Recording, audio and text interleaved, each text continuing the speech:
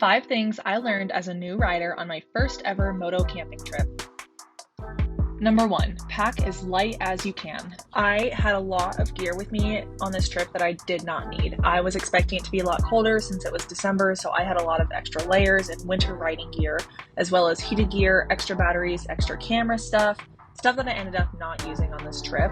Having all of this gear with me made my bike so much heavier and actually ended up making it very top heavy, which did not help at low speeds at all. This leads me to number 2.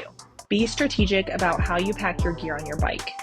With my duffel bag and backpack being on the back of the bike positioned like that, it made my bike very top heavy, as I mentioned before. With how top heavy the bike ended up being on this trip, the times that we were off-road and we were doing slow maneuvers, I had a really hard time keeping this bike on 2 wheels. It felt like I was going to tip over at any given moment, and if I was going to tip over, with how heavy the bike ended up being, which was close to 500 pounds, there was no way I was going to catch it with 1 foot. Number 3, expect the unexpected.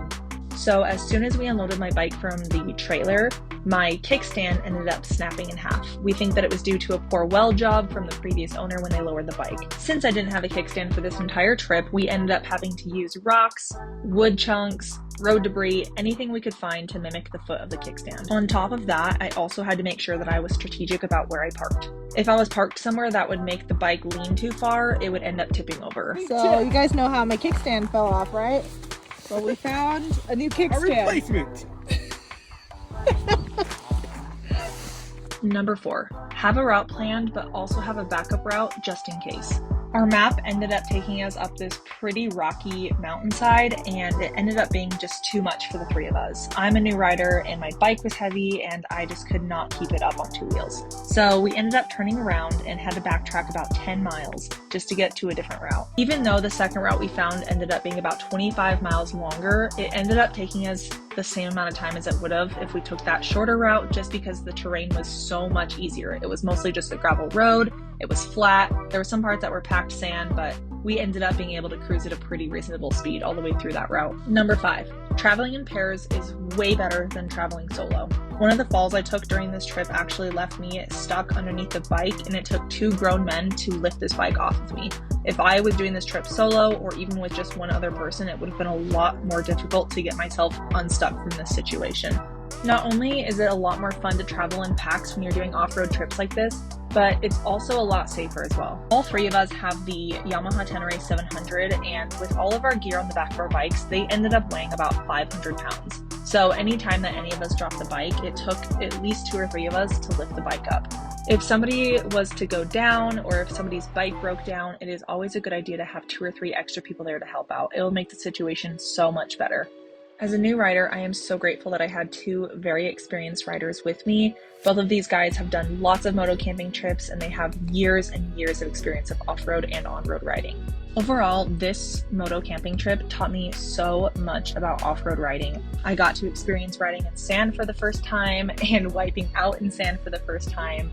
I got to experience riding on big rocks. I got to experience what it's like to ride a 450-pound bike with 50 pounds worth of gear right on my back.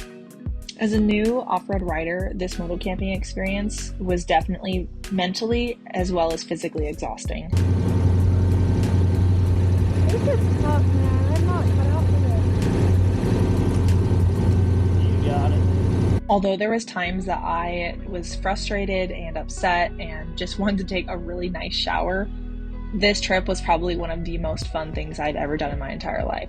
If you are a new off-road rider, or if you want to try moto camping for the first time, I absolutely recommend going with a group of people that have a lot of experience doing these things, because going as a noob is pretty dangerous. So as long as you have somebody with you that knows what they're doing, the whole trip will be so much better. I cannot express enough how grateful I am for the people that I went on this trip with. Thanks to them, I learned so much. I had so much fun. I got through some pretty rough terrain as a new rider. Just the amount of positivity and encouragement I got from the people I was riding with made this whole experience as a new rider just that much better. That is gorgeous. Oh, you did it! You did it. Look at all these cactus up on the hill. Isn't that wild? I cannot wait until the next moto camping trip. If you've ever been moto camping, leave a comment below and tell me your favorite memory from any of the trips that you've ever done. Until the next video, I will catch you guys on the flip side. Bye!